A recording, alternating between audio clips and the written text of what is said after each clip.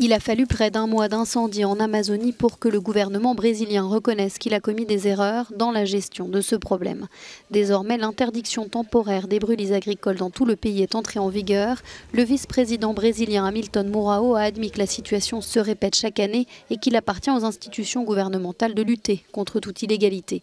De nombreuses tribus sont toujours confrontées à la colère du feu. C'est le cas de la tribu indigène Miki qui a été forcée de se charger seule de la lutte contre les incendies en l'absence d'autres moyens officiels. Ce peuple a survécu à d'innombrables menaces pendant des siècles et maintenant il fait face à son pire adversaire avec ces incendies. Conscient du danger, le mouvement Survival International se bat aux côtés des tribus du monde entier. Dans un entretien à Euronews, la représentante de l'organisation demande à Bolsonaro de changer de politique.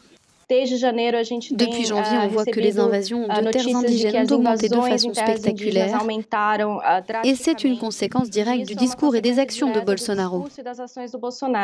Selon cette jeune femme, respecter les terres tribales est le meilleur moyen de protéger le poumon de la terre et d'encourager des pratiques économiques durables. Les terres autochtones sont les meilleurs obstacles à la déforestation. Il est en effet possible d'avoir une économie durable avec la protection des terres indigènes, d'autant plus aujourd'hui où l'on parle beaucoup du changement climatique. Les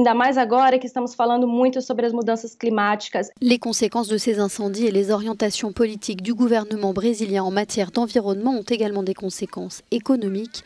VF Corporation, la société américaine qui possède des marques comme Timberland ou Vans, a déclaré qu'elle n'achèterait pas de cuir au Brésil tant qu'elle ne sera pas certaine de ne pas nuire à l'environnement.